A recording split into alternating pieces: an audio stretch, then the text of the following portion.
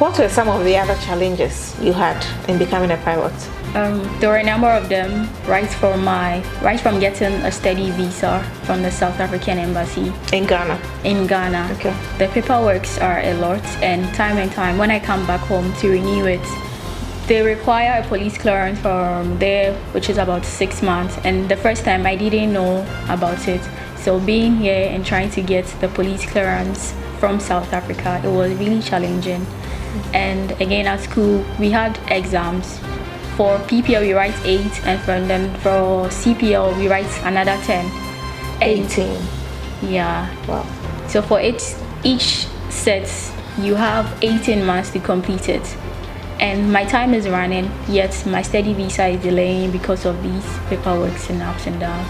And again, exams at school were tough because I have 18 months for a certain number of papers, and I have 3 attempts for one. Pass mark is 75, and I don't usually pass on the first attempt. Oh, okay. So I take it again, and when you pass, it's out of it. But where you fail and you have to retake it again, it becomes much more difficult. And after the 3rd attempt, you are banned for 2 months, and then thereafter on the same subject, and after that 2 months your attempt is on the other next 2 months. So with time, 2 months, in the 18 months is your time is really running. Okay. Another challenge was finances, because flight training is extremely expensive, and it cost about $55,000 to train from 0 hours up until about 200 hours CPL. And $55,000. 55. Okay, so let me get this straight. Is that the school fees or just fees for the flying time? Is flight training. Okay. Is that the fees for you being in the school, or just flight training hours? Not just flying hours. Okay. It comes with ground school, where our flight instructors teach us what we are supposed to do before we go flying. In flight training, it's like they explain things to you in class before you go in the air, so in no time you understand the principles behind the flight training. But the paying system in Mach 1 is not that you have to pay everything at a go. You can pay it in parts, so that makes it encouraging. In parts as in? Probably you can pay it in we have PPL and then CPL, so you don't have to pay all the way to CPL when you're only starting your PPL. Okay. So you could pay probably half of the PPL and later on half of your CPL. But how many years of study? PPL and CPL? It's relative, because someone with a flying experience would finish from PPL to CPL in about 2 years. And someone who is regular at school, like a regular student pilot, would take lesser time than a distance person, someone who works and also trains to be a pilot. Okay. So it's relative. Or someone, we are student pilots and then we probably take breaks to come home, maybe weather, finances, illness, it could be any reason for you to come back home. Relative. But you were regular? Yes, but I used to take breaks to come home. So how many years did you use? I started 2015 August, and 2018 December I tested, but there were a lot of breaks in between. Oh, okay. So 2015 to 2018, 3 years. 3 years. 3 years. Okay. And you completed in December? Yes, December. So how many flying hours do you have now? 210. Wow, of course, with 210 it means you have to do more. Oh yeah. Yes. So how are you going to do more? Which airline? Have you got offers from airlines? Yeah, I have. In Ghana? In Ghana and outside Ghana. You've got? Yes. Oh wow. You mentioned $55,000. Yeah. Were you sponsored? My parents paid for my flight training. We are on the spot with Audrey Watson. She is on the Aviation Canteen show. Audrey is the youngest female pilot in Ghana now. What is your view on the Ghanaian aviation industry?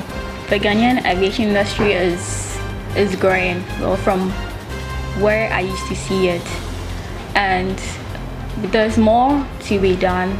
Where did you used to see it? There wasn't Terminal 3 and the big airports as it was right now.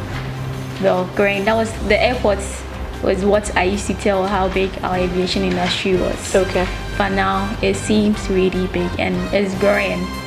But we are still yet to also get there, because in South Africa, where I had my flight training, the aviation industry is big and general aviation is well appreciated. Okay. But in my country, aside commercial flights, we don't find little aircrafts in our airspace.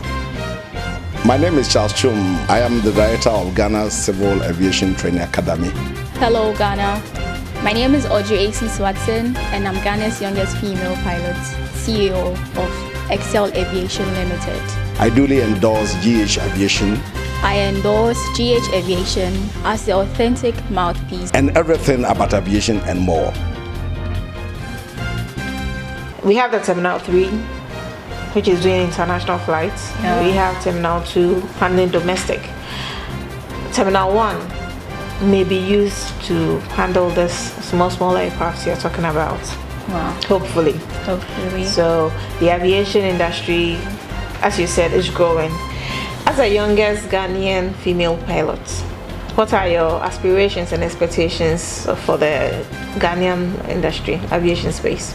My aspirations for Ghana's aviation industry and its space is that we grow more and our safety standards remain really high as well. Again, I aspire to see a flight training school in my country where Ghanaians are locally trained to be pilots, and governments would sponsor such people to increase the human capital of the aviation industry of Ghana. Those are your expectations? Yeah. That government will sponsor the youth in achieving their dream in the aviation industry? Yes. Do you have any advice for the youth who want to venture into aviation or those already in the aviation industry? For the youth who want to venture into aviation, I would want to tell them that they should know that it's not just all fancy. You have to really work hard. There are a lot of long days and late nights you have to stay up and study. And whichever career path you choose in the aviation industry, you should always look up to someone, so you benchmark your performance to it, and you don't have to compete to be better than someone also. Again, when you succeed, you should humble yourself and teach others. Let others join you also in aviation. You don't give out some part of information and keep others to yourself. And again, we should pray. Are you back in Ghana? Yes, I am. What impact do you want to bring to the aviation industry in Ghana? And especially to the women who want to venture into aviation or are already in the aviation industry? To the women who want to be part of the aviation industry or to be pilots, I would encourage them to come into the aviation industry and then pursue the aviation course they want. I have done it as a young person, and it doesn't matter how old you are, you can also do it. And to empower women of Ghana, I've set up an aviation company by name Excel Aviation, where we want to collaborate with the Ghana Civil Aviation Authority, with Women Aviation International, with GH-Aviation and other stakeholders. So we help provide funding and scholarships to the Ghanaian people for flight training and other aviation related courses. At the age of 21, she has a commercial pilot license. CPL is commercial pilot license. PPL is private pilot license. You don't have to give up on your dreams, be it financial, Be it whatever, just pursue your dreams. She pursued her dreams, and today she's going to go into the Guinness Book of Records as the youngest female pilot in Ghana. We are proud of her. Let us be proud of you as well. Aviation is a big industry. If you are not able to go for piloting, you can go for other courses. Let your dream be alive. Dream big and you get there.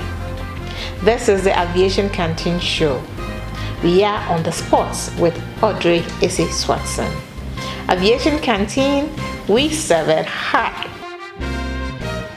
My name is Charles Chum. I am the director of Ghana's Civil Aviation Training Academy. I duly endorse GH-Aviation as the authentic mouthpiece for aviation news and everything about aviation and more.